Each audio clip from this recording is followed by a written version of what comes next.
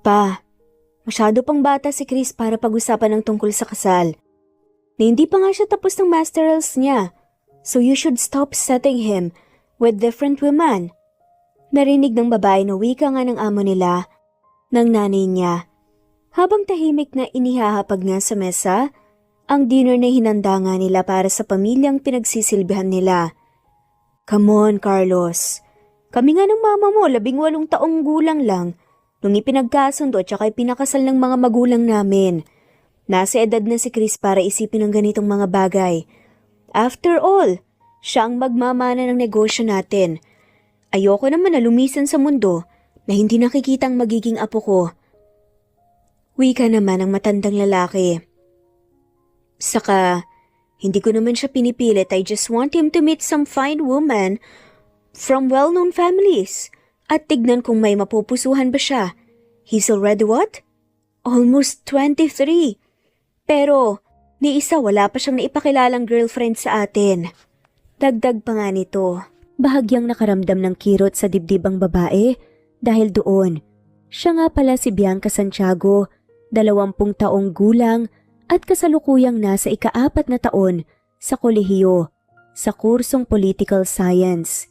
Bata pa lang kasi ay pangarap na niyang maging abogado.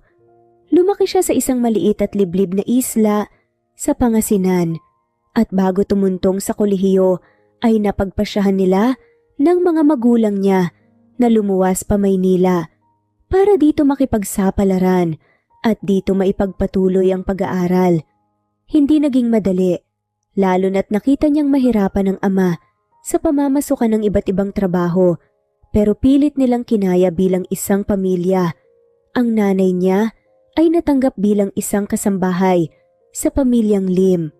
Phil Chinese ang pamilya na nagmamay-ari ng Lim Estate, isang kilalang real estate company sa bansa, at sa tuwing wala siyang pasok ay nagtatrabaho rin siya sa mga ito upang tulungan ng nanay niya. But pa, hindi kaya maging distraction lang ang love life na yan sa anak namin? I mean, kilala niyo naman ang apo niyo. Mas focus niya ang pag-aaral niya ngayon. Ayaw sanang makinig nga sa usapan ni Bianca pero hindi niya maiwasan. Dahil nga nakaupo sa pagkainan ng mga to. Ang tinutukoy nila ay si Christopher Lim, ang nag-iisang anak ni na Carlos at Christy Lim, at apo ni Crisostomo Lim, na siyang nagtayo at nagpalago nga ng Lim Estate. Like I said, hindi ko pinipilit ang apo ko. Gusto ko lang na mas dumami ang makakilala niya at magkaroon ng konting inspirasyon sa buhay. Hindi yung puro siya pag-aaral. Your son needs to loosen up a bit. At saka kung hindi man mag-work ang mga blind dates na yon, at least magkaroon siya ng bagong kaibigan mula sa kilalang pamilya. Alam niyo naman na maliit ang mundo ng kagaya nating mga negosyante. At mas maganda yung marami kang connections. Giit naman ang matandang lalaki. Naiintindihan naman namin pa. Pero ayaw naman namin na magpakasal ni Chris sa isang babae na hindi naman niya mahal dahil lang sa negosyo o pera. We want our son to marry for love. Giit naman ang mama ni Chris. What love are you talking about? Hindi tayo mapapakain ng pagmamahal. At saka bakit kayo ni Carlos? Hindi niyo naman mahal at gusto ang isa't isa pero naging okay naman kayo, hindi ba? Bakit kami rin ang asawa ko? Wika ng matanda kaya napabuntong hininga na nga lamang ang mag-asawa at hindi na nakipagtalo pa rito. Alam din naman kasi nila na hindi mababago ang isip nga ng matanda na gusto nga nito habang nabubuhay siya maranasan ng mga anak, kapo, apo sa tuhod at kahit na nga sino. Maabutan niya sa pamilya ang naranasan din nila. Ang arranged marriage. Ang pagpapakasal sa hindi gusto, basta nanggaling sa mayaman at kilalang pamilya upang hindi lumayo ang yaman sa kanila. Anong taon na? Hindi na uso ang ganun pero ayaw kalimutan at bitawan ng matanda ang ganoong kaugalian nila. Bianca iha, pakikuha nga kami ng sparkling wine please. Mahinahon ang boses na utos nga ng mama ni Chris, kaya pilit siyang ngumiti at marahang tumango bago sinunod ang utos. Bakit nga ba siya nakaramdam ng kirot sa dibdib? Si Idea na nasa blind date si Chris ngayon. Well, it's because she's in a secret relationship with him. Magmula nang makapagtrabaho ang nanay niya, sa pamilya Lee may nakilala na nga niyang gwapong lalaki. Nung una hindi siya nito pansin, at ilag sila sa isa't isa. Hindi kasi marunong umiti ang lalaki, at second year college ata siya nung unang beses siyang kinausap ni Chris, na fourth year college naman noon. Dahil nga matanda ito ng 2 taon sa kanya, nagawa nilang mag-usap at magkwentuhan sa unang pagkakataon. At saka napagtanto ni Bianca na hindi masungit ang lalaki. Parang mahal dito ang ngiti, dahil bata pa lang ito ay sobra na itong nakakadama ng pressure mula sa success ng lolo at mga magulang niya na siya ang magmamana. Kumbaga ay mataas ang expectation ng lahat sa kanya at ayaw niyang may ma-disappoint sa pamilya. Pagkatapos noon ay tila naging malapit na magkaibigan agad sila. Kapag magkasama ay napapadalas na ang pagngiti ni Chris na para bang masaya itong kasama siya. Third year college na si Bianca nang biglang umamin at nanligaw sa kanya ang lalaki. Siyempre ay natakot siya noong una kasi nga ay alam niyang langit at lupa ang agwat ng buhay nila. Ang kaso ay hindi niya maipagkakaila na nahulog na rin siya sa lalaki. Kaya naman pumayag siya na magkaroon sila ng sikretong relasyon. Sadya nilang isinikreto iyon dahil nga alam niyang hindi sasang-ayon sa kanila ang pamilya ng lalaki. Ganun pa man, nangako sa kanya si Chris na gagawa ng paraan para hindi matuloy ang mga blind dates sa kanya ng lolo niya at nagtiwala siya sa mga pangako ng lalaki at sa pagmamahal nito sa kanya. Kaya rin masakit sa kanyang malaman at marinig na may ka-blind date pala ang nobyo ngayong gabi.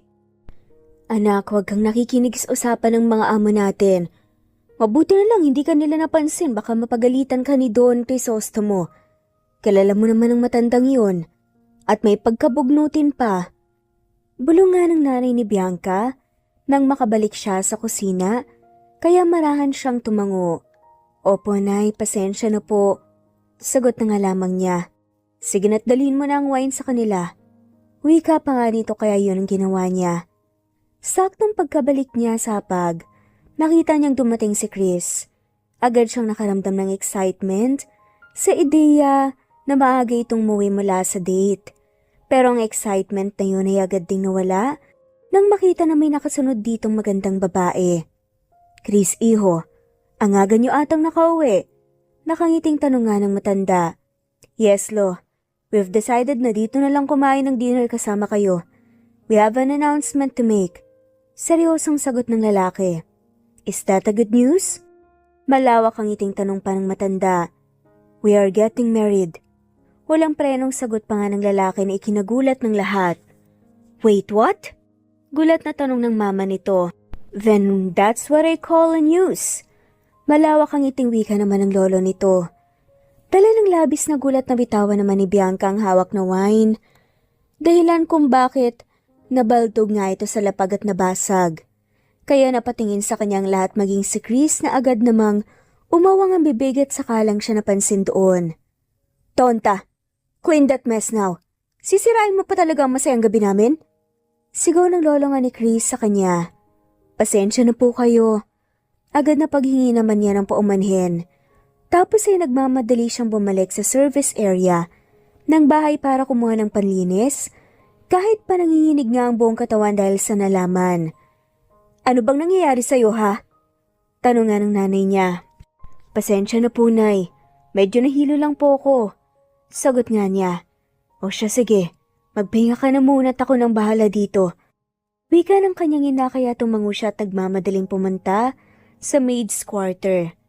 Pagkapasok sa loob ay agad na hinawakan ni Bianca ang dibdib, nalabis naninikip sa balitang nalaman. Pero pinigilan niya ang sarili para hindi umiyak. Sa kabila ng sakit at may tiwala pa rin siya sa lalaki. At nagtitiwala siya na may malalim itong dahilan kung bakit. Kung bakit nasabi nito, bigla na ikakasal na nga siya.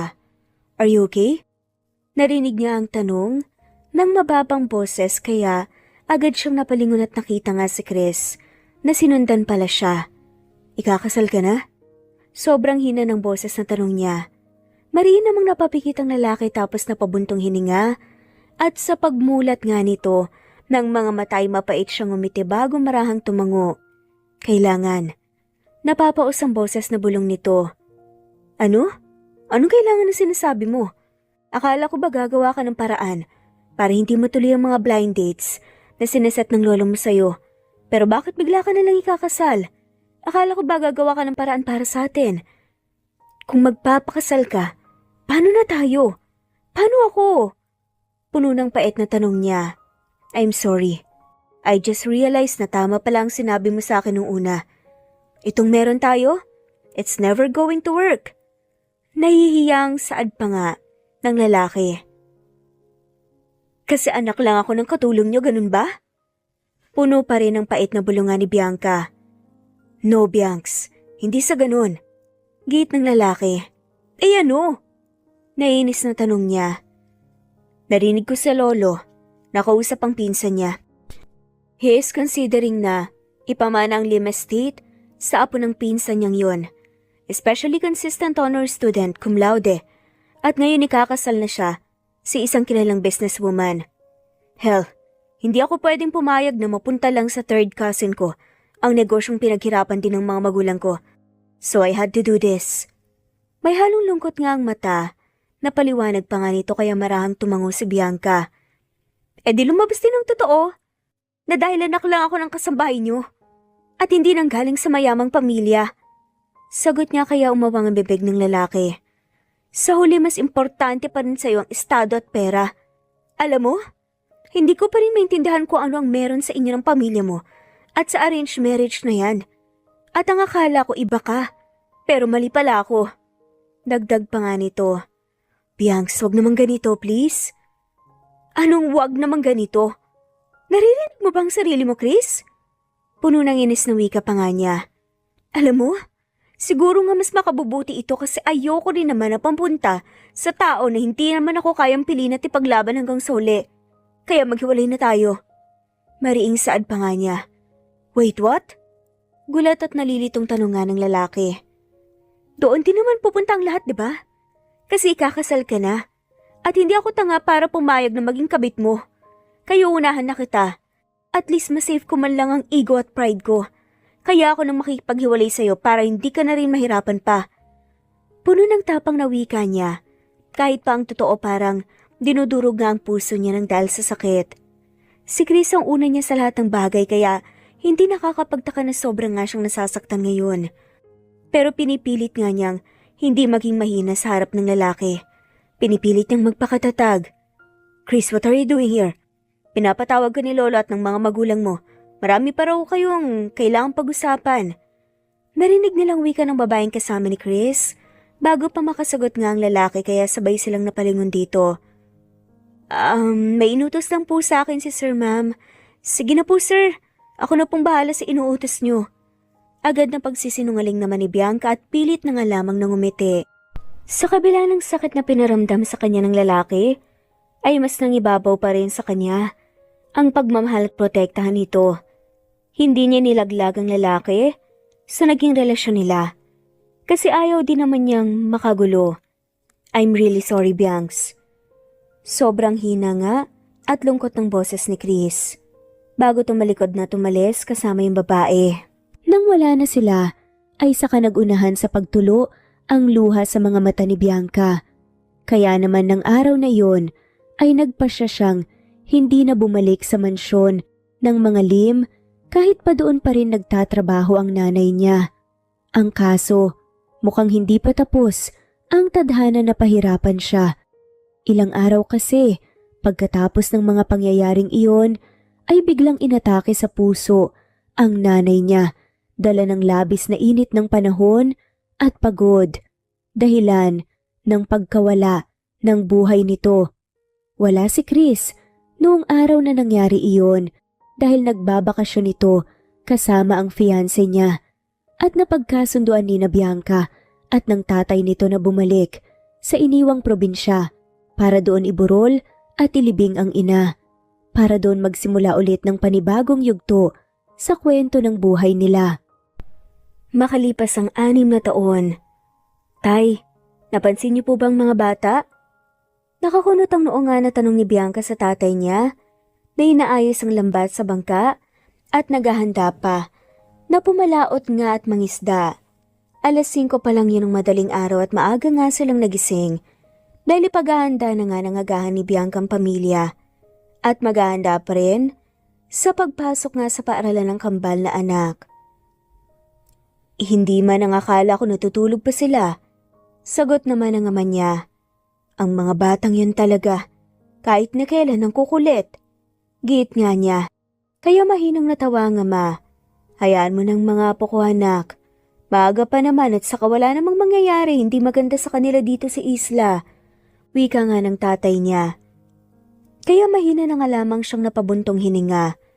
Well, totoo naman ang sinabi nito kasi halos magkakakilala nga silang lahat sa isla. At saka may tiwala naman siya sa pagpapalaki sa mga anak niya.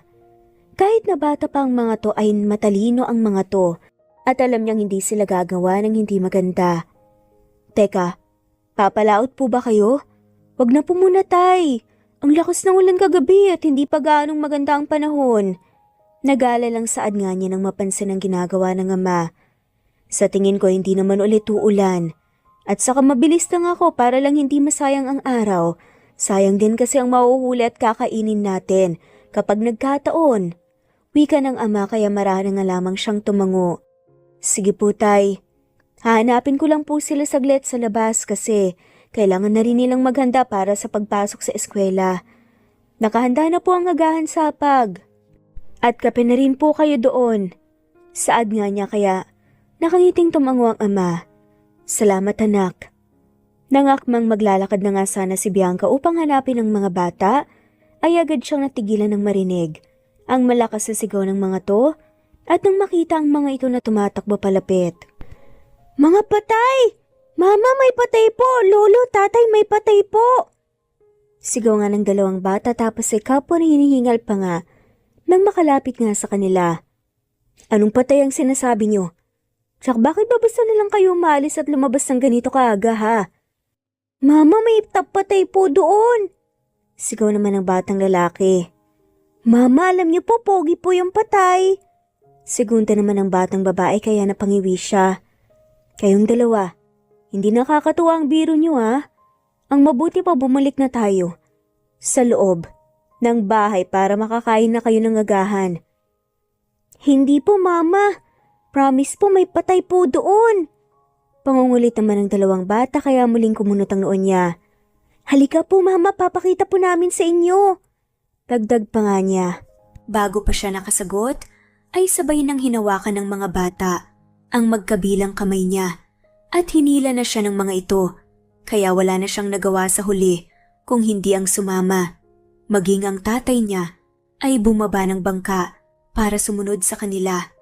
Nang malapit na sila sa mga rock formation, ay mahina siyang napasinghap nang makita ang nakadapang katawan ng isang lalaki sa dalampasigan.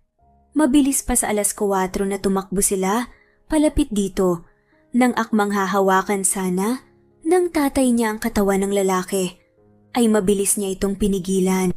Tay, teka lang po. Baka mapahamak tayo rito eh. Tumawag na lang po tayo ng tulong. Puno ng pag-aalala na saad nga niya. Sa bayan pa ang pinakamalapit na ospital dito. Paano kung buhay pa ang tao? Kawawa naman. Giit ng ama, tapos ay mabilis itong lumuhod sa dalampasigan at iniharap ang walang malay na katawan ng lalaki. Agad namang napasinghap si Bianca nang makita ang hitsura nito. Napatakip din siya ng bibig, hindi kasi niya inaasahan na sa laki ng mundo at sa dami ng mga taong naninirahan dito ay muling magtatagpo ang landas nila ng lalaki na sobrang naging laki ng parte sa buhay niya. Oo, si Christopher Lim ang lalaking walang malay. Ang una't huling lalaki na minahal niya at mahigit 6 na taon niyang hindi nakita. Buhay pa siya, may pulso pa siya. Sigaw ng tatay niya tapos ay mabilis na isinagawa ang CPR. Hindi naman makakibo si Bianca. Para siyang naging tuod sa kinatatayuan habang nakatitig lang sa walang malay na lalaki. Ang natatandaan niya, noong inatake sa puso ang nanay niya, habang nagtatrabaho sa mga ito, ay wala ang lalaki. Nagbakasyon ito sa ibang bansa, kasama ang babaeng inuwi nito at pinakilalang fiancé. Kaya mula nang maghiwalay sila at hanggang sa umalis na sila sa Maynila at napagpasyahan nila ng tatay niyang dito na ulit manirahan, ay hindi na sila nagkita pa ulit ng lalaki na sobrang bumasag sa puso niya. Ilang linggo pagka-uwi nila rito, ay saka nalaman ni Bianca na nagbunga pala ang naging relasyon nila ni Chris, na nagdadalang tao siya. Sobra siyang natakot noong mga panahong iyon at nahihiya sa tatay niya. Pero wala naman siyang choice kung hindi aminin sa tatay niya ang totoo dahil nga sila na lang dalawa ang magkasama sa buhay, buhat nang mawala ang nanay niya. Aminado siya na may parte sa kanya noon ang nais bumalik sa Maynila para sabihin kay Chris ang totoo. Kasi nga alam niyang hindi magiging madali at kakailanganin niya ng tulong kahit pa pinansyal lang. Pero nang maalala niyang ikakasal na ito, ay hindi na niya ninais na makagulo pa.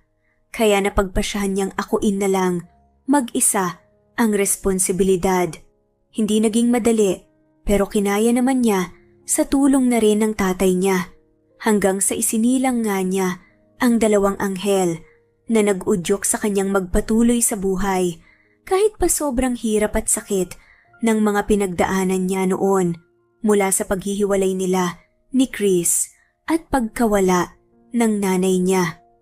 Oo, kambal ang naging anak nila ni Chris na pinangalanan niyang Christine ay Christian. Kahit pa alam niyang hindi na magiging parte si Chris ng buhay ng mga anak, gusto niyang magkaroon pa rin ng parte ang lalaki sa pagkatao ng mga bata.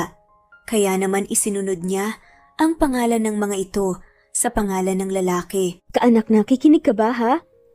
Narinig niyang saad nga ng tatay niya, kaya mabilis nga siyang napabalik sa realidad mula sa pag-alala ng nakaraan.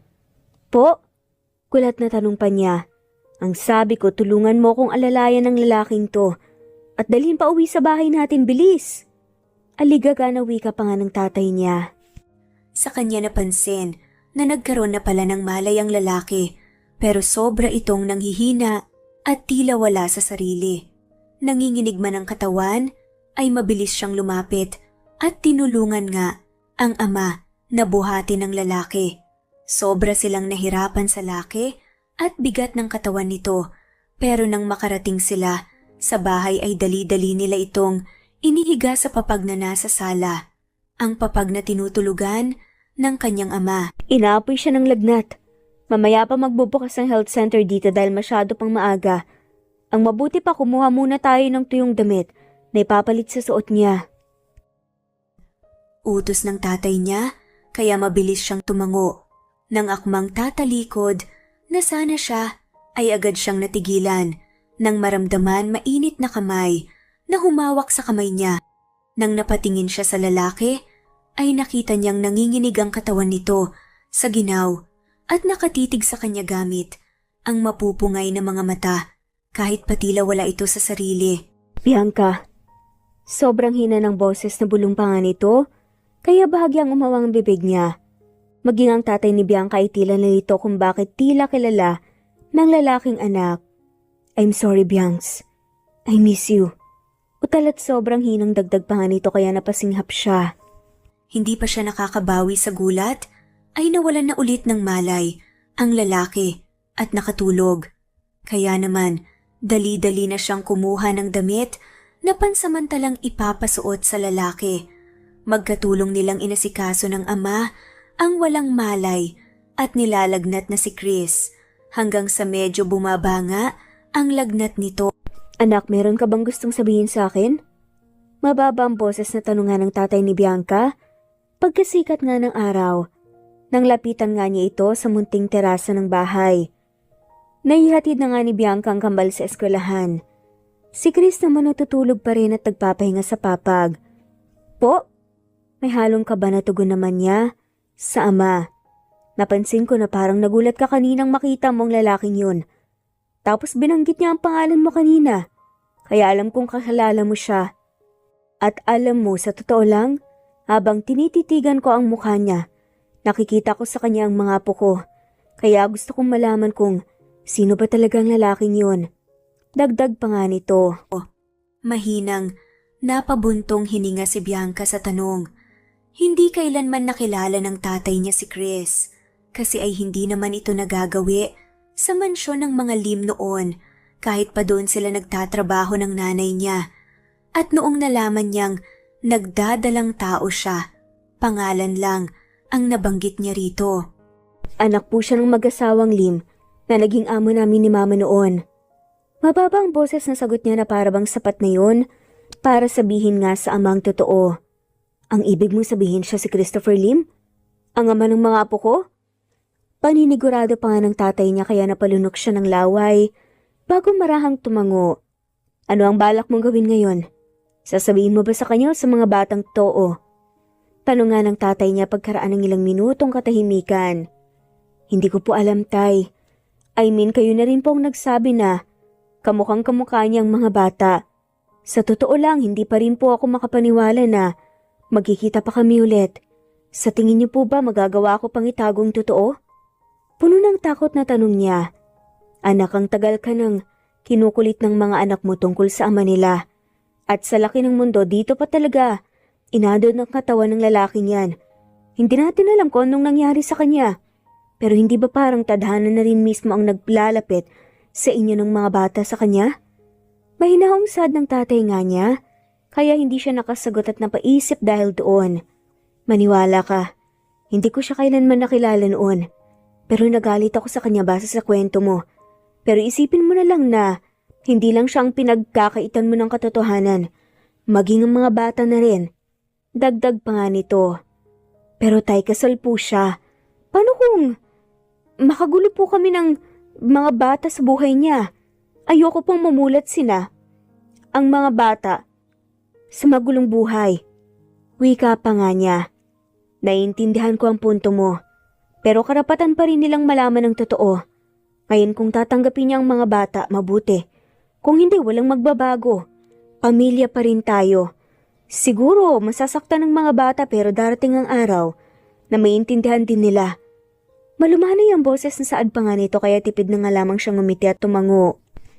Hindi na siya nakasagot pa nang marinig nga na biglang naubo si Chris. Dahilan kung kaya't nalaman nilang gising na ito. Kaya rin nagmamadali silang tumayo at pumasok sa loob. Kumusta ang pakiramdam mo, iho? Tanong ng tatay ni Bianca na agad nilapitan ng lalaki. Water please?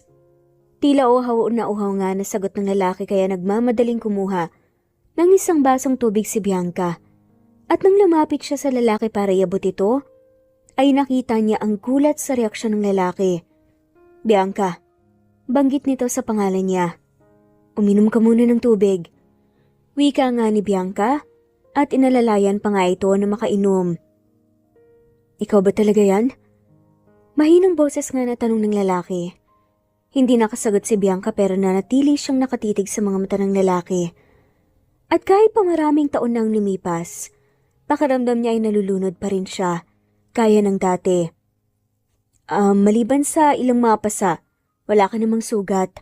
Pero nilalagnat ka, malamang dahil sa tagal mong nakalutang sa dagat. Pero sa nakikita ko, magiging maayos ka rin kaagad pagkatapos ng ilang araw na pahinga. Lalo na't medyo bumaba na rin ang lagnat mo. Pero mas maigi nang matignan ka sa ospital talaga. Maliit lang kasi ang health center dito sa isla. At hindi kompleto ang mga gamit kaya magpahinga ka na muna. Kapag kaya mo nang bumiyahe, dadalhin ka namin sa bayan para makauwi ka na sa pamilya mo. Doon may signal at pwede mo silang tawagan. Mahabang wika pa nga ng tatay ni Bianca, kaya tipid na ngumiti ang lalaki bago marahang tumango. Salamat po. Ano bang nangyari sa'yo, ha? Tanong naman ni Bianca. Papunta kasi ako sa isang isla rito. Inabot ako ng gabi at malakas na ulan. And the next thing I know, tinamaan ng kidlat ang yate na sinasakyan ko at pinapasok na ng tubig. I was able to escape using the emergency lifeboat pero Hindi rin kinaya yun ng lakas ng alon. Tapos nahanap ko na lang ang sarili ko na palutang-lutang sa dagat. I thought I was gonna die. And honestly, I was ready to die. But I guess I'm one lucky bastard. Kasi eto ko't buhay pa rin. Napapausang boses na sagot pa nga ng lalaki habang inaalala ang nangyari. Tapos ay tumingin ito sa mukha ni Bianca. Nakita kita kanina bago ako nawalan ulit ng malay. I thought I was only dreaming. Pero totoo ngang ikaw yan. Dagdag pa nga nito. Hindi nakasagot kaagad ang babae. Magpahinga ka na muna ulit para makabawi ka ng lakas. Saad na nga lamang nito. Ipagluluto kita ng mainit na sabaw. Saad nga nito at nagiwas pa ng tingin. Nangak mga alis na nga siya, ay marahang hinawakan nga ng lalaking kamay niya, kaya napatingin nga siyang muli dito. May kailangan ka? Malamig at seryoso ang boses na tanong nito. Wala. It just feels great to see you again. Hindi pa rin ako makapaniwala na sa laki ng Pangasinan at sa dami ng isla dito pa ako dadalhin ng alon para makita ko ulit. Malumanay ang boses na sagot nga ng lalaki. Napalunok na naman ng laway si Bianca at hindi pa nga siya makasagot. Nang pumasok nga sa loob ang kambal na anak. Mama, lolo, tatay, wala pa po palang pasok. Malakas at matinis ang boses na wika nga ni Christine.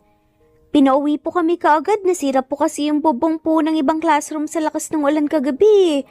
At sabi po nung nagtitinda ng buko, nabasa daw po yung panty ni teacher. Dagdag pa nga ni Christian. Agad namang umawa ang bibig ni Chris nang makita ang kambal kasabay nun ay malakas nga at mabilis na kabog ng dibdib. Hala mamang pogi, buhay nga po kayo? Akala po namin patay kayo mabuti naman po at gising kayo. Nakangiting wika ni Christine na napatingin nga sa kanya. Kami po ang nakakita sa inyo sa dalampasigan Natakot po kami kasi akala po namin deads na po kayo. Kamusta pong pakiramdam niyo? May masakit po ba sa inyo? Magiliw na wika naman ni Christian. Agad na napatakip nga ng bibig si Bianca sa nasaksihan na paghaharap-harap nga ng mga to. Dumoble rin ang kaba sa dibdib niya kasi base nga sa nakita niyang reaksyon ng lalaki. Alam niyang may ideya na nga ito kung sinong mga bata. I look exactly like them. Nangihinang bulong pa nga nito bago tumingin kay Bianca. Mga apo, halina kayo. Sama muna kayo kay lolo. Nakangiting saad naman ng tatay ni Bianca at agad na isinama nga ang kambal palabas para bigyan ng privacy ang dalawa. Biancs, is there something you're not telling me? Nanginginig ang boses na tanong nga ng lalaki. Napilit pa ngang umupo sa papag. Huminga naman ng malalim si Bianca at pilit ulit tumaktong matatag nga sa harap ng lalaki. Oo, Chris. Anak mo sila kung yun ang gusto mong malaman. Buong tapang nasagot nga niya. Wait, what? Paano nangyari yun? Nalilitong tanong ng lalaki kaya sarkastiko siyang natawa. Seryoso ka ba talaga sa tanong mo? Chris, hindi mo sila kailangan tanggapin o kilalanin kung ayaw mo o kung hindi ka handa. Walang namimilit sa'yo. Sinabi ko lang ang totoo kasi alam ko naman na may ideya ka na rin. Pero huwag ka nang magalala. Hindi kita itatali sa responsibilidad na ayaw mo. Kasi kaya naman namin na wala ka. Maayos lang ang buhay namin na hindi ka kasama. Mariing dagdag pa nga niya. Paano mo nagawang itago sa akin to, Bianca? It's been years. Nabuhay ako ng maraming taon na wala ang ideya na may anak pala tayo. Kung hindi pa talaga ako, kamunti kang mamatay. At kung hindi pa ako inanod ng alon papunta sa islang to, hindi ko man lang malalaman ang tungkol sa kanila. Hindi makapaniwala. At puno ng hinanakit na wika naman ni Chris. Kaya bahagyang umawang ulit ang bibig ni Bianca. Hindi kasi niya in-expect na ganun ang maririnig sa lalaki. Akala niya itatanggi at ikakaila niyang mga bata. Bianca, paano mo nagawang itagot to sa akin? Ang tungkol sa kanila. Tanong nga ulit ni Chris nang walang natanggap na tugon mula kay Bianca. Kasi ikakasal ka na. At ayoko namang makagulo sa buhay mo. Kaya ako ginawa yun. Ikaw rin ang inisip ko. Mapait na sagot pa nga ng babae. Kaya Mariing napapikit na nga lamang si Chris nang maalala ang mga nangyari noon. Siya nga pala ang nanakit kay Bianca, kaya sila naghiwalay. Siya ang naging duwag na hindi kinayang ipaglaban ang meron sila. Siya itong nagpabulag sa takot na ibigay sa iba ang negosyo ng pamilya at madisappoint ang mga magulang, kaya pumayag na magpakasal sa hindi naman niya mahal. I'm sorry. Napapaos ang boses na bulong ni Chris. Marami siyang gustong ihingi ng tawad kay Bianca, pero hindi niya alam kung saan at paano magsisimula. Alam niya na malaki ang kasalanan at pagkukulang niya, at sa totoo lang ay matagal na niyang gustong makita ulit at makaharap ang babae. At dahil inanod siya ng alon patungo sa isla kung naroon ito, ngayong kaharap na ulit niya ito, pakiramdam niya ay may plano ang tadhana para sa kanila. Lalo pat nalaman niyang may mga anak pala sila. Alam ko na huli na. At alam kong hindi kailanman magiging sapat ang simpleng sorry lang sa sakit na naidulot ko sa iyo noon, Biancs. But please, pwede ko ba silang makilala? Pwede ba akong maging parte ng buhay nila? Mahina pero puno ng pagsusumamo na tanong nito. At agad na may namuong luha sa mga mata ni Bianca sa tanong na iyon. Sa totoo lang, natatakot siya na mangyari iyon. Pero tama ang ama niya, karapatan ni Chris at ng mga bata na makilala ang isa't isa. Kaya kahit palabag sa loob niya, ay pumayag pa rin siya. Ramdam na ramdam pa rin ni Chris ang panghihina ng buong katawan. Pero pinilit niyang bumangon at umupo sa silyang gawa sa kawayan para maharap ang kambal na ngayon ay nakatitig lang sa kanya. Mama, bakit ganyan po kayo makatingin sa amin? Saka bakit niyo po kami kakausapin? May nagawa po ba kaming mali ni Tantan? Nakangusat mababa pa nga ang boses na tanong nga ni Christine. Hindi anak, wala kayong nagawang mali. May gusto lang sabihin sa inyo si Mama. Napapaus ang boses ng sagot niya. Tintin, Tantan mga anak, naalala niyo ba noon kapag tinatanong niyo si Mama kung saan ang papa niyo? Panimula nga niya. Opo, sabi niyo po, nagwo-work siya sa malayo at kapag naging mabait po kami, uuwi na po siya. Sagot nga ni Christine. Pero alam naman po namin na hindi po totoo yun, Mama. Alam po namin na wala kaming papa. Sinasabi niyo lang po yun kasi love niyo po kami ni Tintin pero wag po kayong mag-alala, Mama, kasi kahit palagi po ninyong sinasabi na bad po ang nagsisinungaling, hindi naman po kami galit. Sagot naman ni Christian, kaya mapait siyang napangiti. Nandito na ang papa niyo mga anak at gusto niya kayong makilala. Hirap nga sa paghinga na sagot niya. Dahil doon sabay na napatingin ng kambal kay Chris na nanlaki naman ang mga mata. Kayo po ang papa namin? Sabay at hindi makapaniwalang tanong ng mga ito. Hindi pa nakakapag-react si Chris nang mabilis na lumapit sa kanya ang kambal at yumakap ng mahigpit. Medyo napangiwi nga siya sa gulat kasi ay masakit pa rin ang buong katawan niya. Pero hinayaan niya ang mga ito. For some reasons, sobrang gaan sa pakiramdam niya na maramdaman ang mainit na yakap ng kambal na ngayon ay pareho ng umiiyak. Ramdam na ramdam niya ang malakas at mabilis na kabog ng dibdib. At iyon marahil ang tinatawag ng iba na lukso ng dugo. Papa, bakit ngayon lang po kayo? Ang tagal po namin kayong hinintay. Naging mabait naman po kami, Papa, kaya bakit ang tagal niyo pong umuwi? Naluluha pa nga nasad ng kambal. Sunod-sunod ang paglunok nga ng laway na ginawa ni Chris dahil sa narinig. Sorry.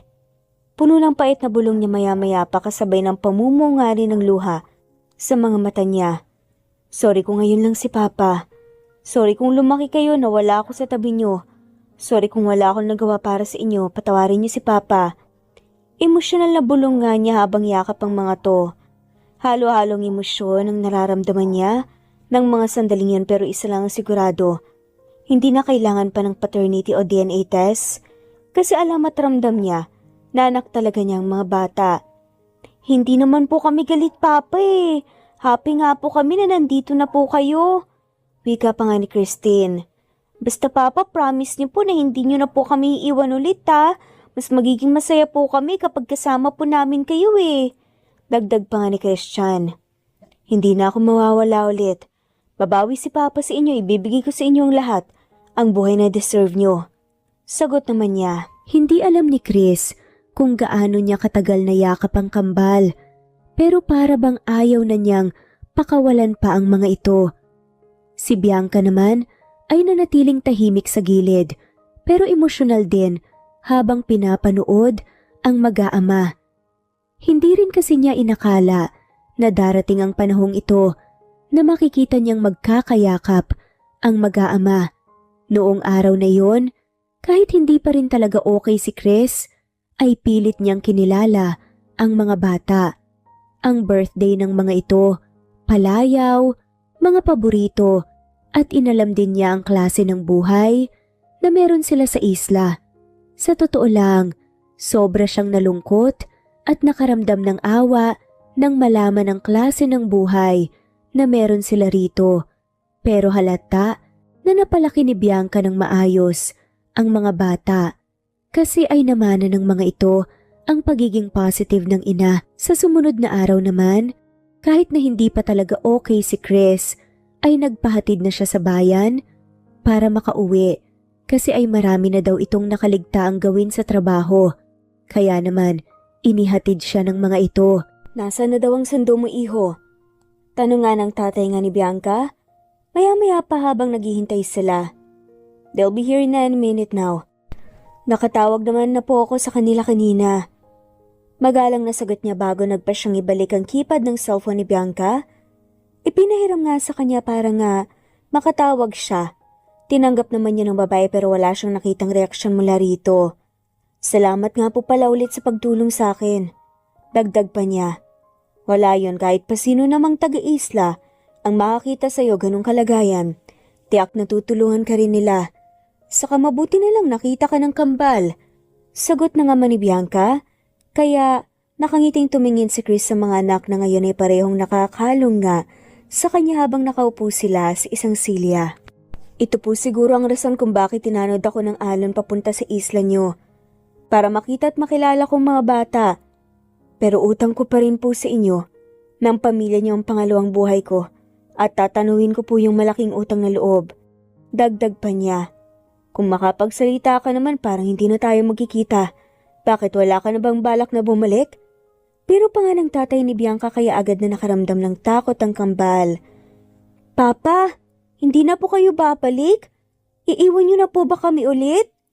Puno ng takot at pag-aalala na tanong pa nga ng mga to kaya bahagyang umawang ang bibig niya. Hindi sa ganun mga anak. May kailangan lang ako asikasuhin. Sa trabaho at babalikan ko kayo kaagad at pagkabalik ko dadalhan ko kayo ng maraming pasalubong. Ano bang gusto nyo? Nakangiting wika nga niya. Kahit na wala po, Papa. Basta bumalik lang po kayo kaagad kasi mamimiss po namin kayo. Sagot ng kambal na napangiti nga. Promise babalik agad si Papa. Nag-promise po kayo ah.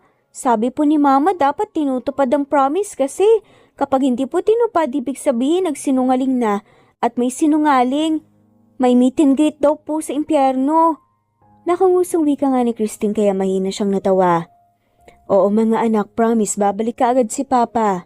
Masayang paniniguro niya sa mga ito kaya masayang yumakap sa kanya ang kambal. Ilang minuto pa ay dumating na nga ang isang van na susundo kay Chris. Ang assistant niya ang nagmamaneho noon. Muling niyakap ng mahigpit ni Chris ang mga bata at nagpaalam kina Bianca bago siya nagpasyang umalis na. Nang makaalis na ito ay saka nagpa siya sina Bianca na bumalik na sa isla. Mabilis na lumipas ang 3 araw pero hindi pa rin bumabalik si Chris sa isla. Sa totoo lang, kinukulit na ng kambal si Bianca katatanong pero wala naman siyang maisagot sa mga bata kasi ay hindi rin niya alam kung may balak pang bumalik si Chris. Mama, ang tagal po ni Papa. Sabi po niya babalik po siya kaagad. Malungkot ang boses na wika nga ni Christine isang araw kaya agad siyang nakaramdam ng awa. Kailan pa babalik si Papa, Mama? Tanong pa nga din ni Christian.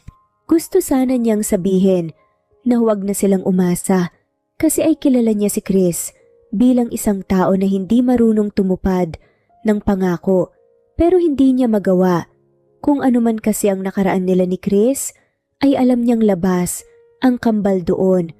At isa pa, alam niyang nalulungkot ang mga bata at ayaw niyang dagdagan pa ang lungkot ng mga ito. Hindi nga niya maintindihan kung bakit parang sobrang attached na ang kambal kay Chris, samantalang isang araw lang naman nila itong nakilala at nakasama. Well, siguro ay dahil na rin sabik nga ang kambal sa isang ama. Baka busy pa ang papa niyo mga anak. Sagot na nga lamang niya. Mama, si Papa! Malakas at masayang sigaw nga ng kambal maya-maya pa, tapos mabilis na tumakbo palabas.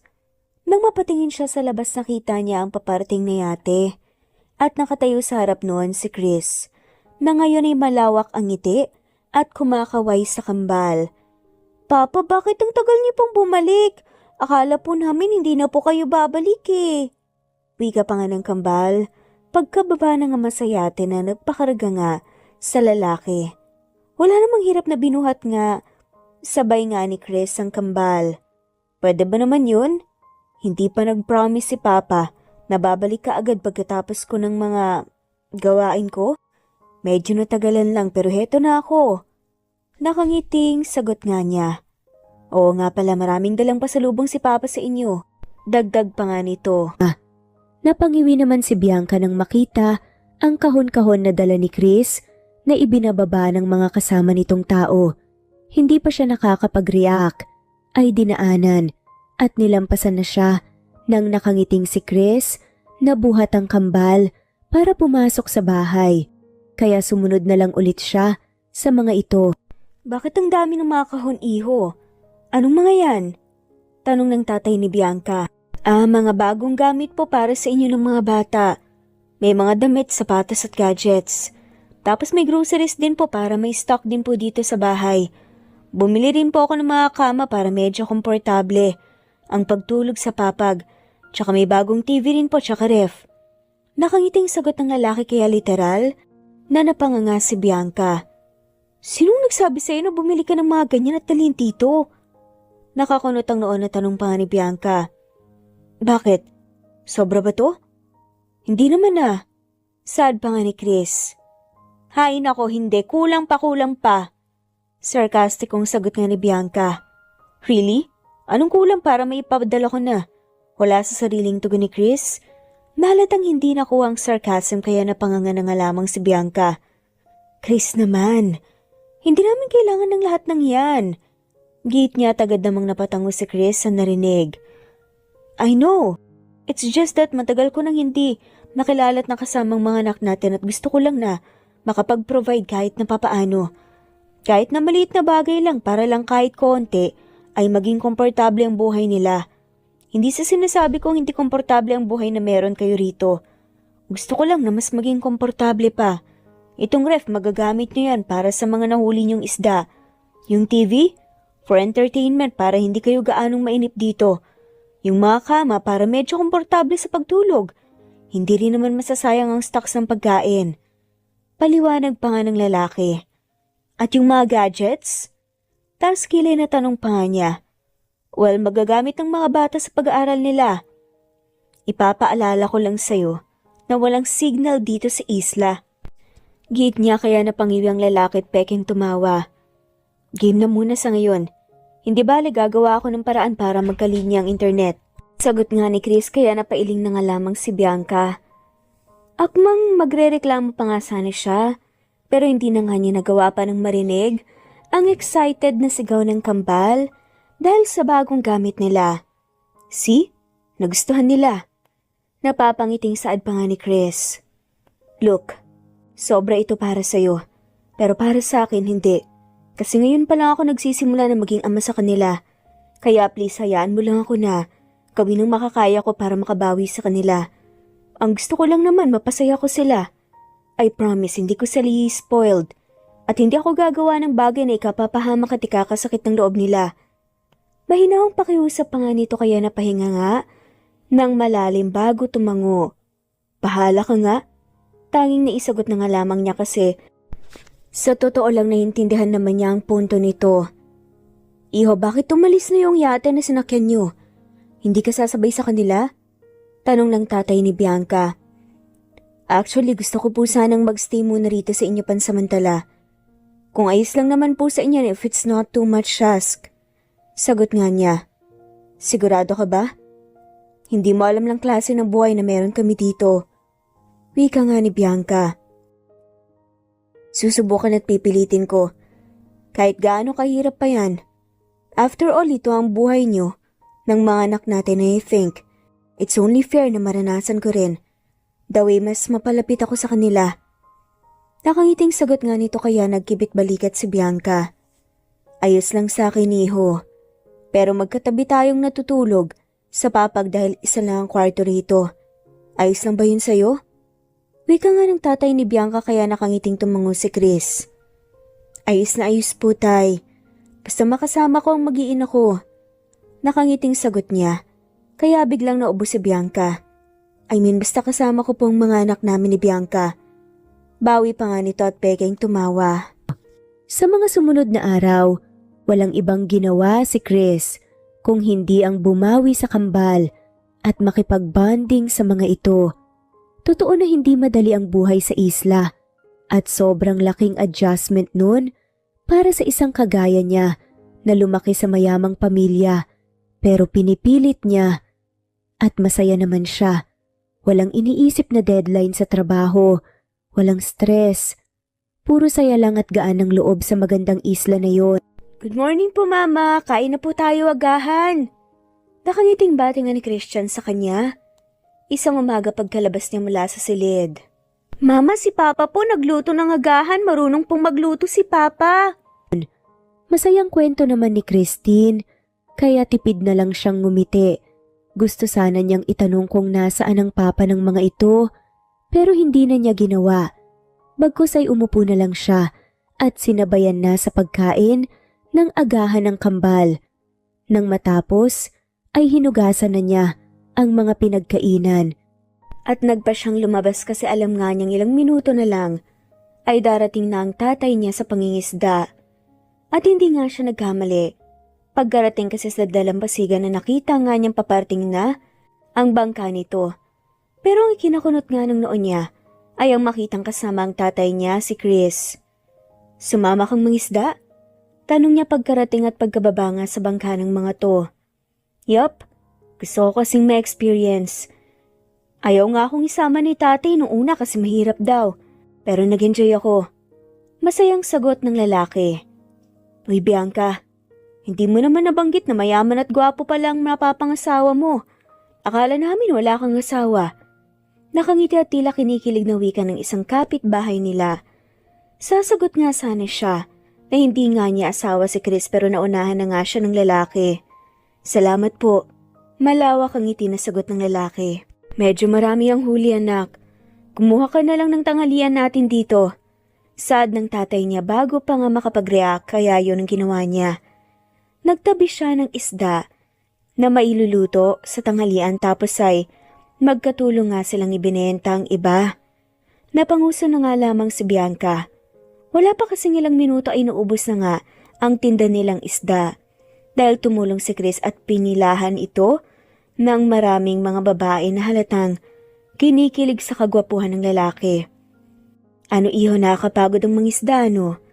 Natatawa na tanong ng tatay ni Bianca pagka-uwi nila sa bahay at pagkaupo sa terasa. Oo nga po tay, pero pag nakaka-enjoy naman po. Nakangiting tugon ng lalaki.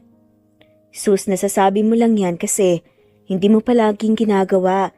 Pero kapag ganito na paulit-ulit ang ginagawa mo sa araw-araw, hindi mo masasabi na nakaka-enjoy. Natatawa na wika ng tatay ni Bianca. Tay, kayo na po munang bahala sa kambal. Mag-aanda na ako ng tanghalian natin. Mababa ang boses na wika nga ni Bianca. Sa ilang araw na nanatili sa munti nilang tahanan si Chris at nakasama nila ito, aminado siya na may ilag pa rin sa pagitan nila ng lalaki. Hindi sila madalas na mag-usap at pansin din iyon ni Chris. Pero pinipilit naman niyang gumawa ng paraan para kahit na papaano ay mapalapit ulit siya sa babae. 11:00 iyon nang matapos si Bianca sa pagluluto ng ginisang gulay at pinritong isda. Nang lumabas siya ng bahay para sana ayain ang lahat na kumain, ay ang tatay lang niya ang nadatnan niya sa terasa. Nasaan po sila, Tay? Tanong nga niya. Maliligo daw sa dagat, luto na ba ang ulam? Tugon nga nito kaya tumango siya. Ang mabuti pa tawagin mo na sila. Nang makakain na tayo, nagugutom na rin ako. Utos nga ng tatay niya kaya tumango na nga lamang ulit siya at naglakad na nga palabas ng bakuran. Agad naman niyang nakita ang mag-aama na masayang nakaupo sa buhanginan at gumagawa ng sand castle. Pero napakagat siya sa ibabang labi ng mapansing walang suot damit pang itaas si Chris na akala mo ay ipinagyayabang nito ang magandang katawan. Well, aminado naman siya na maganda ang katawan ng lalaki. Tila perpekto ang pagkakahulma nito. Hindi nakakapagtaka na ang dami pa ring kababaihan sa isla ang nakatingin sa kanya ngayon at halatang kinikilig. Ganang tanghalian. Wika nga ni Bianca pagkalapit kaya sabay-sabay na napatingin sa kanya. Halina kayong mga anak, kakain na daw tayo, sabi ng mama niyo. Nakangiting wika naman ni Chris, kaya sabay-sabay na tumayo ang mga ito at sumama na sa kanya. Pagka-uwi ay agad na inihapag ni Bianca ang pagkain sa mesa sa terasa. Tapos ay magkakasabay nga silang kumain. Gusto nga niyang pagtawanan si Chris kasi ay halatang nahihirapan itong kainin ang pinritong bangus na nakakutsara habang silang lahat ay nakakamay. Pero hindi siya kumibo. Papa naman mas madali pong kainin ng isda kapag nakakamay. Wika nga ni Christian na tinawanan pa nga ang ama. Oo nga po, Papa. Kita niyo po hindi niyo makuha ng maayos ang laman ng isda at saka mas masarap pong kumain ng nakakamay. Segunda naman ni Christine, kaya pilit nang ngumiti ang lalaki bago binatawan ang hawak na kutsara at sinubukan nga ang kumain ng nakakamay din. Agad na gumuhit ang multo ng ngiti sa labi ni Bianca dahil sa nasaksihan.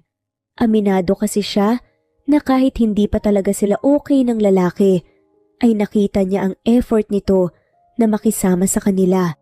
Hindi niya kailanman narinig na nagreklamo ang lalaki sa klase ng buhay na meron sila dito kahit pahalatang nahihirapan itong mag-adjust. Pero nag-adjust nga si Chris para sa kanila. Bukod sa sobra nitong pagbawi at pakikipagbonding sa mga bata, nariyan din ang maghihigib ito ng tubig sa poso, tumutulong sa mga gawaing bahay, nagpapakain ng mga alagang manok, tapos kanina ay sumama itong mangisda at ngayon ay kumakain na ito ng nakakamay. Dalasan mo ang pagngiti. Narinig niyang wika nga ni Chris maya-maya pa. Kaya bigla siyang bumalik sa realidad at napatingin sa lalaki. Ha? Nalilitong tanong niya at medyo kinabahan nang mapansin na napapangiti ang lalaki habang nakatitig sa kanya. Sa ilang araw na kasama ko kayo rito, lagi kang seryoso. At ngayon lang kita nakitang nakangiti kaya dalasan mo ang pagngiti kasi mas maganda ka kapag nakangiti ka. May halong harot ang boses na sagot nito kaya mahinang naubo si Bianca.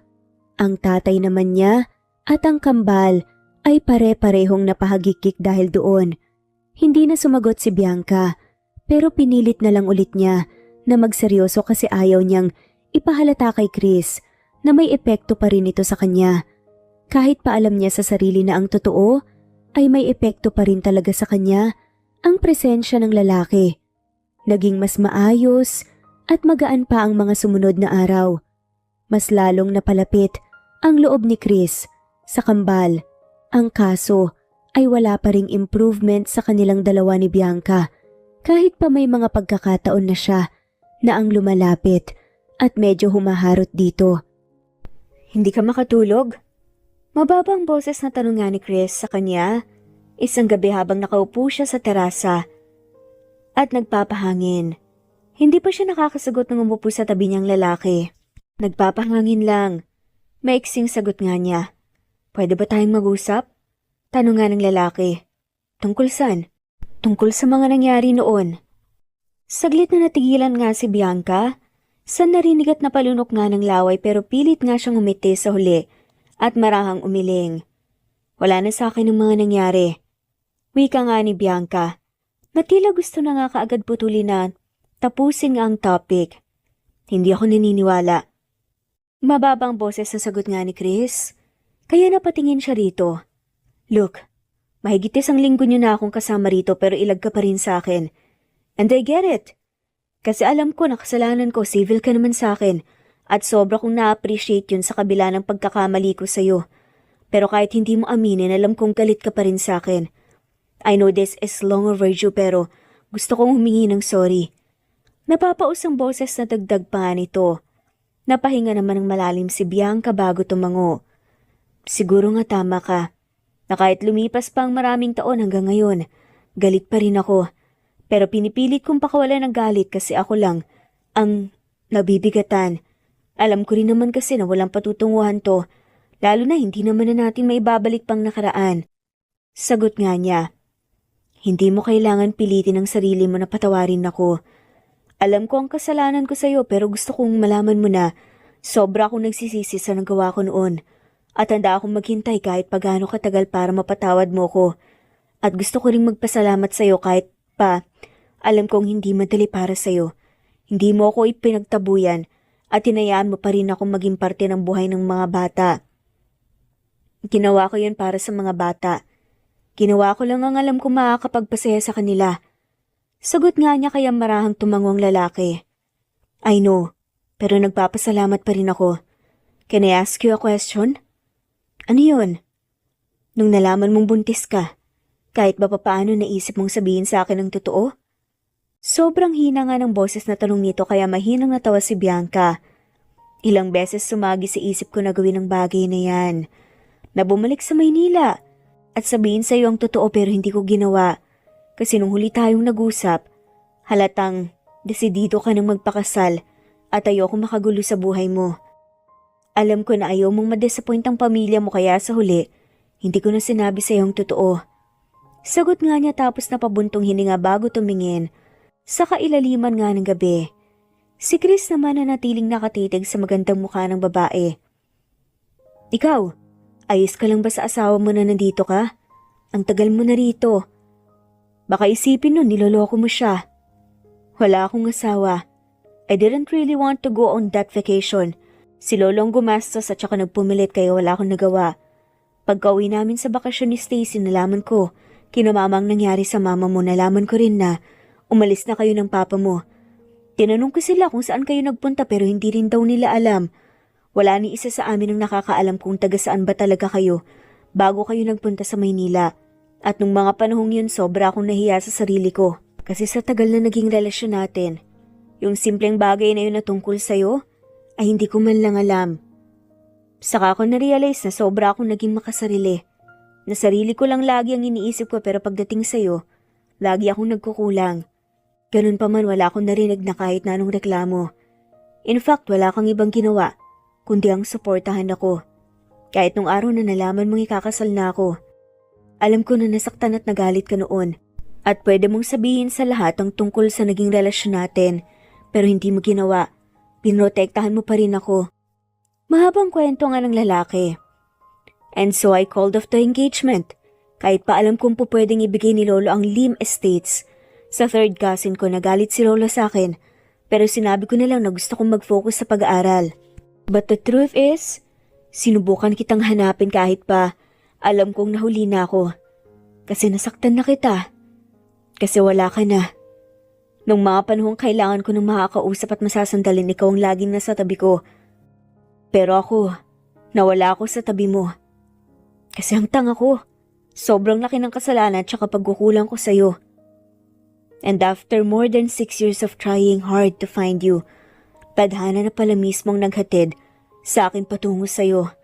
Sabi ko, hindi ko na uulitin ang pagkakamaling nagawa ko. At mas mamahalin pa kita. Napapaus nga ang boses na wika pa nga nito. Nung lumubog ang yate na sinasakyan mo, sabi mo pupunta ka sa isang isla. Sang isla ka dapat pupunta? Seryosong tanong nga ni Bianca. Nang maalala ang klase ng negosyo na meron ng pamilya ni Chris. Sa islang to. Bakit Chris? Kasi imposibleng kami ng mga bata ang balak mong puntahan dito. Lalo na't sa'yo na rin mismo nang galing na hindi mo alam na dito pala ako nakikita. Honestly, may nabili akong malaking lupa rito para mapatayuan ng beach resort. Sobrang ganda kasi. And truth to be told, bilang isang negosyante, alam ko na hindi lang triple ang balik sa akin kapag nagawa ko yun. Ano? May halong inis nga na tanong ni Bianca. Yun talaga ang unang balak ko. But then, nung tinanggap niyo ako, nakita ko kung paano nagtulong-tulong ang halos lahat para mapanatilang kaayusan at kalinisan ng isla. Nung nagtanong-tanong ako, ano ang magiging reaksyon nila kapag nalaman nilang magkakaroon ng beach resort at hotel, lahat ng napagtanungan ko hindi natuwa kasi marami daw isla dito sa Pangasinan na pinatayo ng resort tapos ang daming mga irresponsableng resorts owner at turista ang nagpupunta kaya unti-unting nasira ang isla. Kahit pa alam mong kikita ka ng malaki dito kung sakali, kahit pa malaki yung mapapatayuan mo. Mula nung tinanggap niyo ako rito, naranasan ko ang klase ng buhay na meron kayo. I realized that there's more life than making a lot of money and providing myself to people. Kaya oo, kahit pa alam kong may potential na kumita ako ng malaki kung sakali, at kahit pa alam kong mas mapapatunayan ko ang sarili ko sa pamilya ko, mas pinipili kong protektahan na lang din ang islang to. Lalo na alam ko rin na mahalaga sa inyo ang anak natin. At lahat ng mga andito mahalaga ang isla. Kung ganun, paano yung lupa na nabili mo? Sigurado ako na malaki yun. Tanong pa nga ni Bianca. Bala kong patayuan ng mas malaking kliniko o ospital na mag-offer ng mga libreng gamot tsaka check-ups. That way, kapag nagkakasakit dito, hindi na nila kailangan pang bumiyahe at magbangka papunta sa kabilang bayan para lang magpagamot. I am also planning to build a small community college para makapag-offer ng libreng kurso sa mga nais makatuntong ng college. Nakangiting sagot ng lalaki kaya bahagyang umawang ang labi ni Bianca. Eh ikaw, natapos mo ba ang kurso mo? Hindi ba pangarap mong maging abogado? Hindi ko na natapos ang huling taon ko sa college. Kasi nga dumating sa buhay namin ang kambal. Hindi ko naman sila pwedeng iwan kay tatay para lang makapag-aral ulit ako. Kaya mas inuna ko na munang mga bata. Sagot nga ng babae. But I'm here now. Pwede ko kayong tulungan na para makapag-aral ulit sila. At ikaw din para matupad ang pangarap mo. Chris, tama ka na noon pangarap ko na maging abogado. Pero mula nang dumating sa buhay ko ang kambal, ang tanging pangarap ko na lang talaga, maging isang mabuting ina at maibigay ang mga pangangailangan nila. Kaya ayos lang ako. Sagot nga ni Bianca at tipid ng umiti. Kung sakaling magbagong isip mo, sabihan mo lang ako, tutulungan kita. Mababa ang boses na wika nga ni Chris. Oo nga pala, kung sakaling itutuloy ko ang plano kong resort, anong magiging reaksyon mo? Siyempre magagalit ulit sa'yo. Prangkang sagot nga ni Bianca kaya agad na umawang ang bibig ni Chris at malawak na napangiti sa excitement. Wait, does this mean na hindi ka nagalit sa akin? Okay na ba tayo? Ibig sabihin pwede na akong manligaw ulit? Sunod-sunod na tanong nga nito kaya literal na napanganga si Bianca. Baliw. Sagot na nga lamang nito kunwari at tumayo na. Pero pagkatalikod nga nito ay agad na gumuhit nga sa labi niya ang ngiti. Kahit aminado nga siya, sobrang saya niya sa mga narinig. Hoy, napangiti kita ah. Narinig niyang wika ng lalaki. Puro ka pa rin kalokohan hanggang ngayon. Matulog ka na nga. Sagot na nga lamang niya. Kung ganun matulog ka na rin. Kasi kailangan mo ng maraming pahinga. Kasi sisiguraduhin ko na simula bukas hindi ka na magpapahinga. Sa pangaharot ko sa'yo. Malawak ang ngiting sagot ni Chris. Kaya napakagat si Bianca sa ibabang labi. Hindi na siya sumagot pa. Pero pagkapasok niya sa kwarto nila ng mga bata, ay napangiti na naman siya na parang baliw at napahawak pa sa dibdib niya na malakas ang kabog. Pagkatapos ng gabing iyon, pakiramdam ni Chris ay unti-unti nang nawawala ang ilang sa pagitan nilang dalawa ni Bianca. Nagagawa na kasi nilang mag-usap, kwentuhan at tawanan na parabang kahit na papaano ay napakawalan na ni Bianca ang sakit na naramdaman noon. At sobrang saya ni Chris. Kasi hindi lang siya sa kambal na palapit ng sobra, kasi ay napalapit na rin ulit siya kay Bianca. Papa, mabait po ba sina lolo at lola? Nakangusong tanong ni Christian isang araw, habang nakasakay sila sa magarang sasakyan ni Chris at bumabiyahe pa Maynila para nga personal na niyang maipakilala ang mga anak sa pamilya niya. Sa totoo lang, ilang araw ding kinumbinsi ni Chris si Bianca na gawin ito bago niya napapayag ang babae. Natatakot kasi si Bianca na huramap sa pamilya niya at naiintindihan naman niya kung bakit. Pero binigyan niya ito ng labis na assurance. Kaya pumayag din si Bianca sa huli. Papa, paano po kung ayaw po nila sa amin? Tanong nga ni Christine. Mga anak, mababait ang lolo't lola niyo.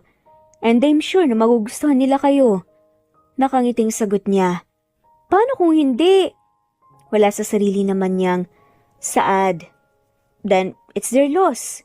Ipakikilala ko kayo sa kanila kasi karapatan nilang makilalang mga bata. Kung hindi nila yun matatanggap, walang magbabago. Kasi buo ng desisyon ko na buuin ang pamilya natin. Sa ayaw man nila at sa gusto. Pinal na sagot nga ng lalaki. Kahit pa itakwil ka nila, at baka ibigay sa ibang negosyo nyo? Paninigurado nga ni Bianca. All my life, wala akong ibang ginawa kundi ang i-please sila. And I'm done proving myself to anyone. Tapos na din ako matakot kay Oo Bianca. Kahit pa itakwil nila ako at bawiin ang lahat sa akin, wala na akong pakialam pa. Because this time, ipaglalaban na kita. Kayo ng mga anak natin. Bagay na, nabigo kong gawin nun. Puno ng sinseridad na sagot nga ng lalaki. Kaya napangiti si Bianca at kahit na papaano, ay gumaan ang pakiramdam niya. Saka tumawag na ako kina mama bago pa tayo bumiyahe. Kaya alam nilang darating tayo. Dagdag pa nga nito kaya marahang tumango si Bianca.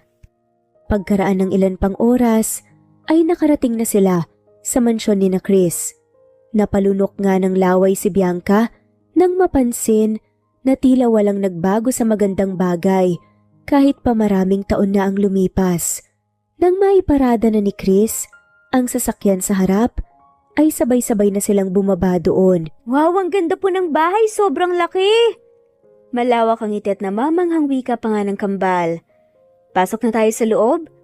Nakangiting paganyaya pa nga ni Chris kaya yun ang ginawa nila. Muling nakaramdam ng kaba si Bianca. Pagkabukas kasi nila sa pinto ay nadatnan nila ang mga magulang ni Chris na nakaupo sa sala na tila hinihintay sila at nandoon din ang lolo ni Chris. Mapalo. Mababa ang boses na bati nga ni Chris. What is the meaning of this, Christopher Lim? Seryosong tanong nga ng lolo ni Chris. Gaya po nang itinawag ko kay mama at sinabi ko sa kanya nandito po ako para ipakilala sa inyong mag-iina ko lo. Sagot nga ni Chris. Inanakan mo ang anak ng kasambahay natin noon? Por santo, Chris. I tried introducing you to a lot of well-educated and successful women from successful families. Hindi na nga nito nagawang ituloy pang sasabihin ng pinutol nga ito ni Chris. Stop it, Lo. Ayoko nang marinig ang sunod niyong sasabihin kung iinsultuhin niyo lang din ang ina ng mga anak ko. Stop it, naririnig ka ng mga bata. Mariingwi ka naman ng papa ni Chris. Maupo muna kayo at pag-usapan natin ng mahinahon to.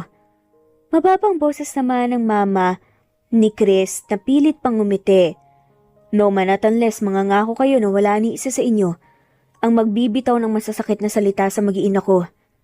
You see, nandito kami as a sign of respect kasi gusto kong makilala niyong mga anak ko. Pero kung huhusgahan niyo lang kami at mamaliitin ang mag-iina ko, then I guess mali ang magpunta at dalhin pa sila rito. Dagdag pa nga nito. No, Chris, anak. Hindi namin gagawin yun. Malumanay ang boses na wika naman ng mama ni Chris. Anak, you have to understand na nagulat lang kami. Bigla ka nalang tumawag at sinabi na may ang mga anak na kayo ni Bianca. At dadalhin mo sila rito, akala namin nagbibiro ka lang. If you don't mind me asking, paano ba nangyari to?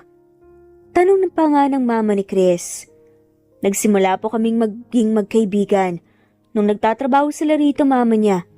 Nung mga panahon na sobra akong nape-pressure sa success niyong lahat at sa taas ng expectations niyo sa akin. Nung mga panahon parang mahal sa akin ang pagngiti at hindi pwedeng magsayang. Nang kahit na segundo lamang dahil baka ma-disappoint kayo. Siya po ang unang tao na nagawa kong tignan sa kung sino ako. And yes, siya ang kauna-unahang babae na minahal ko ng sobra. Dagdag pa nga nito. But I hurt her. Sa kabila ng pagmamahal at suporta niya sa akin, sa lahat ng bagay, nasaktan ko po siya. Yun ay, noong umuwi ako dito kasama si Stacy at sinabing ikakasal na kami. Wika pa nga nito. I remember that day. Yung nabitawan mo ang wine bottle, Iha. Wait, kung girlfriend mo na siya nung mga panahong yun, bakit hindi mo sinabi kaagad sa amin? Bakit nagpasya ka pa rin pakasalan si Stacy? Nalilitong tanong pa nga nito. Dahil alam po namin na hindi kayo sasang-ayon sa relasyon namin. Dahil alam namin na gusto nyo, ang maging kasintahan ko ay nanggaling din sa kanilang pamilya.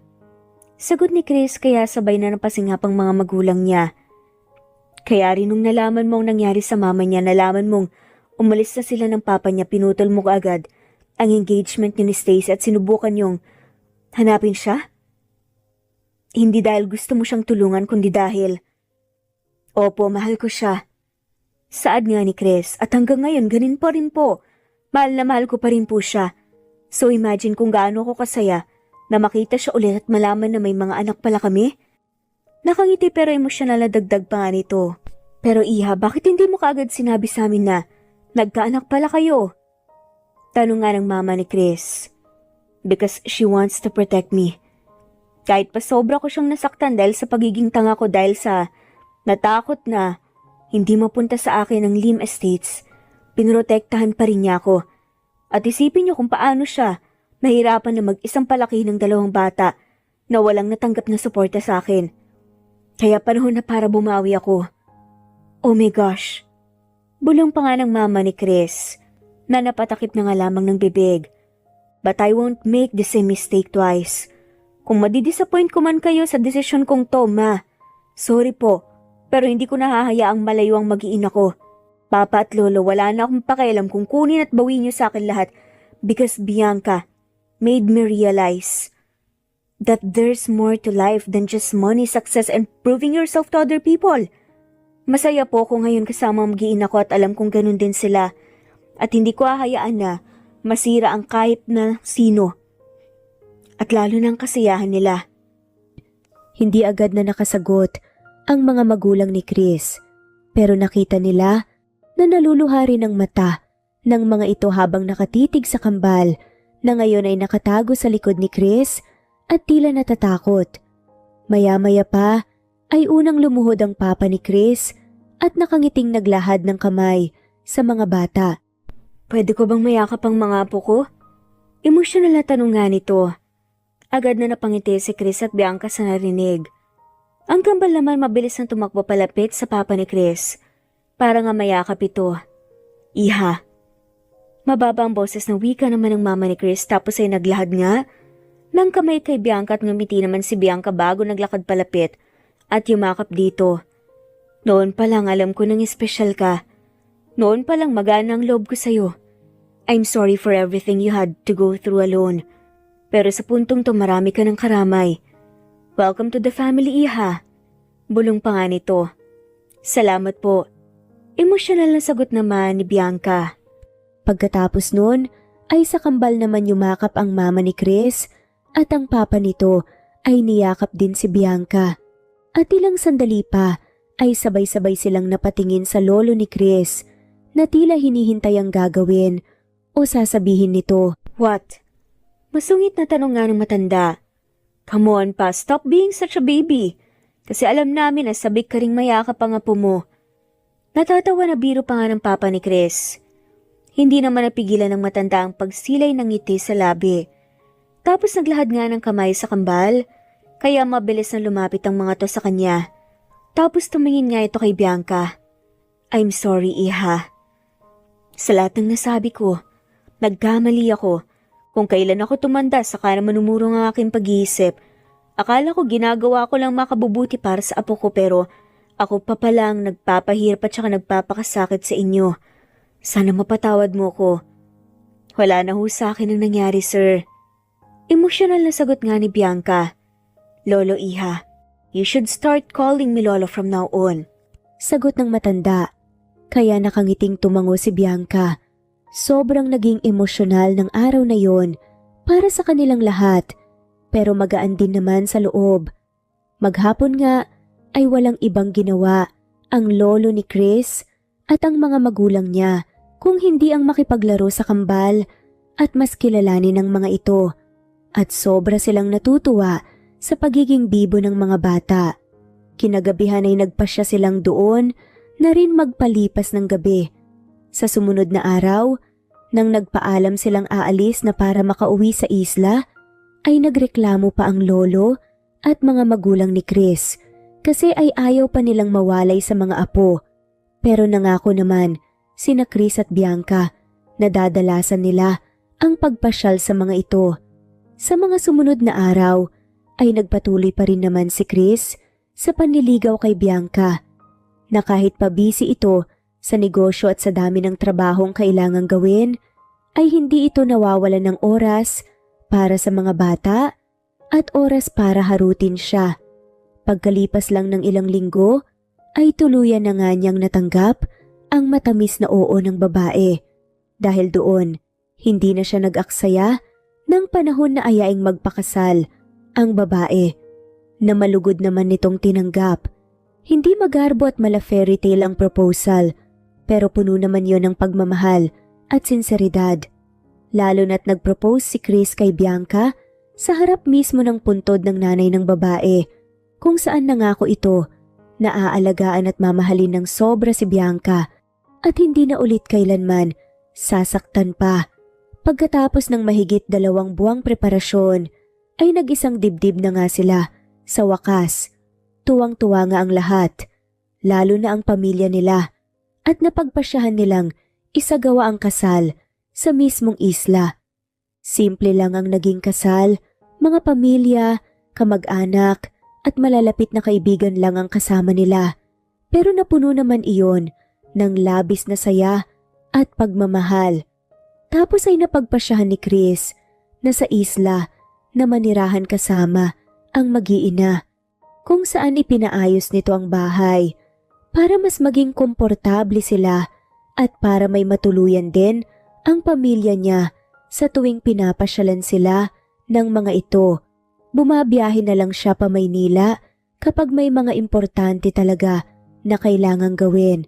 Bukod doon, pinasimulan na rin niya ang pagpapaayos ng eskwelahan kung saan nag-aaral ang kambal, nagpadagdag ng mga silid-aralan, libre na may access sa internet connection at kung ano-ano pa.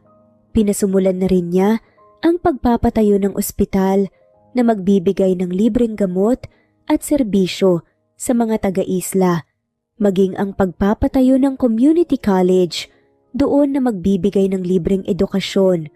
Bagay na ikinatuwa ng lahat ng taga-isla. Hindi naging madali ang buhay mag-asawa nila kasi gaya ng ibang relasyon, nariyan ang magkakatampuhan sila pero hindi naman nila pinapatagal ang bawat alitan. Pinag-uusapan at inaayos din naman nila ang lahat. Sobrang pinatuyan at pinakita ni Chris sa mag-iina niya ang labis na pagmamahal niya sa mga ito.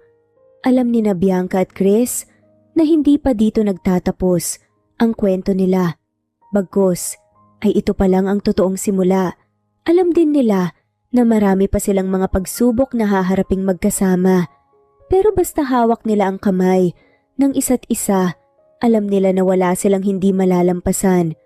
Simple man ang naging kwento para sa iba, ay tiyak na kapupulutan naman ito ng maraming aral. At sana gaya ng ating mga bida, kahit na papaano ay may natutunan din kayo. Hanggang dito na lamang po. Maraming salamat sa pakikinig. At dito na nga po nagtatapos ang kwentong pagmamahalan ni na Bianca at Chris. Maraming salamat po sa lahat ng walang sawang sumusubaybay at shoutout po sa mga sumusunod.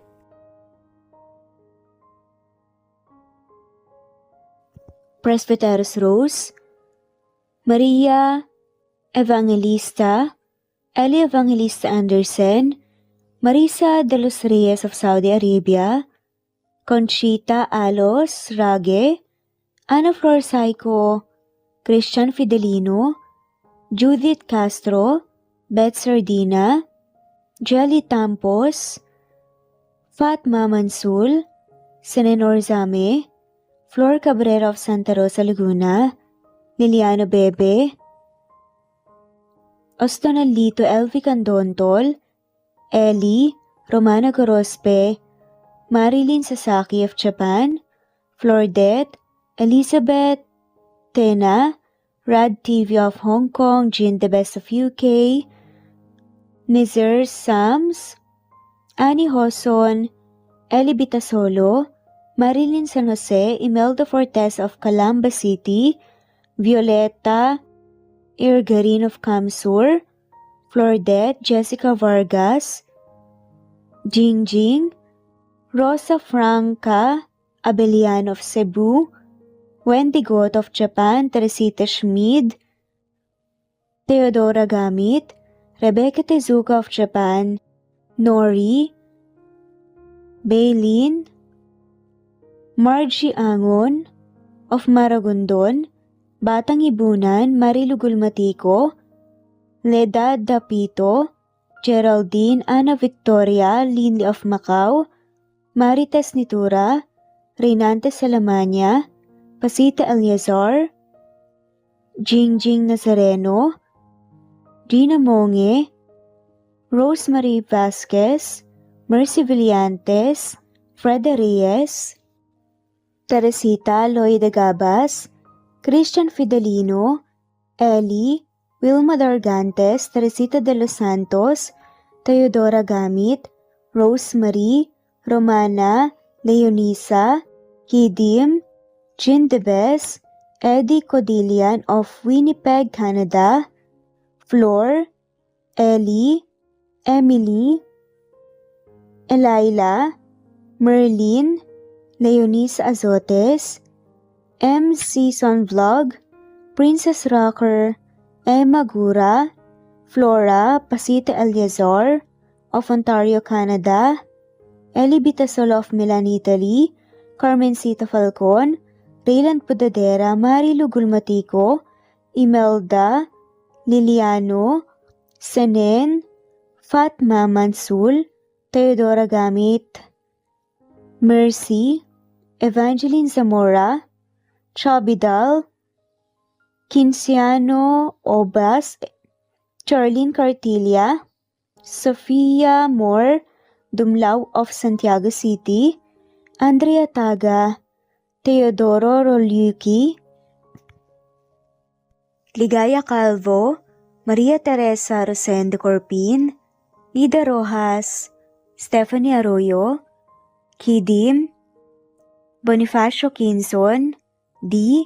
Naitan Canada, Erlenda Heronda of Matanao, Davao del Sur, Leonila Perea of Concepcion Nay, Cavite, Elsa Opiane, Presbiteros Fenovares, Ederlina Albiso, Lorna Ayman, Rosemary Vasquez, Leonisa Azotes, Irish de la Peña, Marilyn San Jose, Ellie Bitasolo, Senen, Catherine Lacinario, Ronilio, Marisa de los Reyes, Eddie Codillian of Canada, Jean the Best of UK, Teresita, Rebecca Tezuka of Kawasaki, Flora Fesparung of Batangas City, Ruby Corazon Riera, Elvi Candontol, Naitan Canada, Wilma Dargantes, Annie Hoson, Romana, Flor, Teodora Gamit, Nizar Sams, Emily Borak, Evangeline, Yana Binyon, Kimberly Ann Kempis, Teodora Gamit, Merlilyn Carmen Calunod, Christy Cabrera, Edrelina Gatyoan, Nori, Teresita Schmid, Liliano Bebe, Rosalinda, Isidro, Leonora Pandakila, Mary Jean, Malunes, Maria Nita Saltarin, Marlene Bosico, Pasita Eliazar, Celia Harabejo, Lovely Angel, Maria Elena Barosa, Chari Patata, Susan, Melinda Gelit, Gloria Lucas of Poblacion Norte, Licab, Nueva Ecija,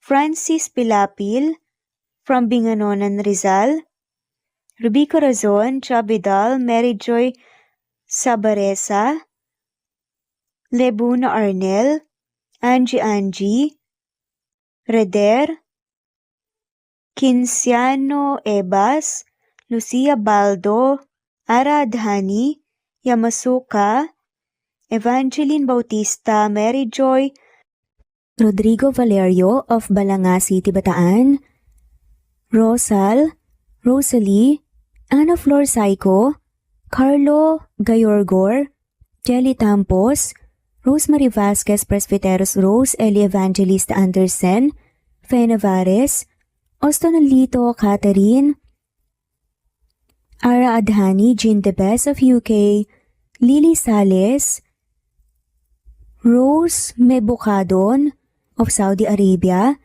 Ellie, Liliano Bebe of Italy, Lily, Loida Gabas, Ellen Cervantes of Malolo City, Bulacan, Evangeline Zamora, Jennifer Odias of Claveria, Miss Oriental, Nori, Annalyn Divina Gracia, Merlilyn Linley, Nora Balias of Siargao Island, Meding, Elvi Candontol, Wilma Dargantes, Helen Murillo, Ara Adhani, Carmencita Falcon, Ederlina Albiso, Florence De Leon, Rebecca Tezuka, Annie Hoson, Matea Ejes, Nancy Navarra, Teresita Schmid, Mercedita San Jose of Antipolo City, Princess Rocker, Marilu Gulmatico, Ana Victoria, Imelda Fortes of Calamba City,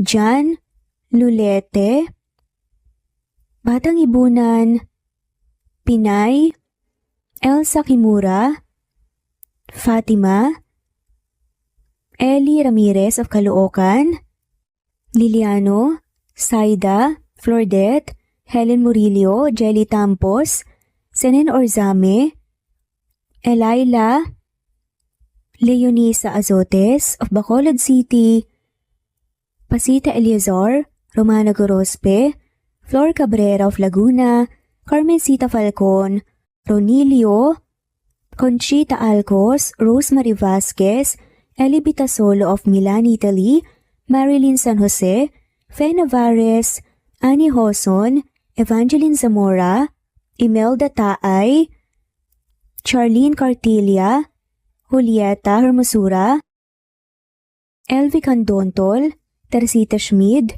Marilyn Sasaki, Christina, Jessica Vargas, Christian Fidelino, Marie Cristal Hilario, Elsa Opiane, Princess Rocker of Riyadh, KSA, Marisa de los Reyes, Merlilyn, Juliet Panlilio, Daisy Blaza, Susan of France, Mercy Villantes, Renalyn Obenza, Wilma Dargantes, Not Green Fox, Carmelita Mendoza, Marilyn Babula, Berry, Liliano Bebe, Presbyteros Rose, Medal Talon, Jane, Lani Pardillo, Marlene Kayanan, Leonisa Azotes, D. Marie Ramos, Araceli Lilio Saria, Miras Channel, Raquel Epe, Gina Tutor, Jane Hartley, Sunshine Sotalbo, Maricel Cabigon, Merlin Baroza, Gina Marayo, Merlin Rodel Obejero, Hans, Cecilia Comoda, Tahani Vlog, Merlin, Kuya Atok, Maria Merly Brogada, Marilu Cabantak, Filipina, Eileen, Mercedita San Jose, Lovina Galang, Lilian, Teresita de Jesus, Monina Aviles, Yula Pedrona, Romana Gorospe, Rosemary Vasquez, Marley Lazaraga, Leonisa Azotes, Jocelyn Tancinco, Estelita Mahia, Ding Lege, Marisa de los Reyes Arroyo, Leia Paul Vinar, Steve the Music, Rain, Presbyteros Rose, Ostonalito, Alex Saani, Matea Estrella, Agustina, Onaba Cogin, Jessica Vargas, Celine, Merlilyn Baroza, Annie Hoson, Elimana Lili, Mercy Villantes, Eli Evangelista Anderson, Eli Bitasolo of Italy, Ann Mariano, Fredelisa de Guzman, Carmencita Falcon, Merlin Bravo, Cecilia Ramos, Evangeline Zamora, Edralina Gatchoan, Marites Nitura, Agustina Niceto, Marian, Ann Aliflor, Lily Roda Barcial, Alma Ebdao, Minda Tandok, Flores, Melinda Sano, Thelma Mora, Juliet Panlilio, Edna, Elvie, Delia, Fenavares, Sally Lariano, London Villas, Danica Selga, Lani Pardillo, Teresita Schmid, Charlie, Nora Bell Evans, Roger, Lloyd Dasalon, Bella, Nelly Ortiz, Mary Rose Carillo Jesusa, Enday Samante, Enday Lebra, Yolanda Tejida, Honey Villasenor, Tessie, Marichan, Ann Mariano, Wilma Guzman, Gabrielio, Liu, Maria Rica Natividad, Nelani Juan, Anita Hernando, Teresita Arevalo,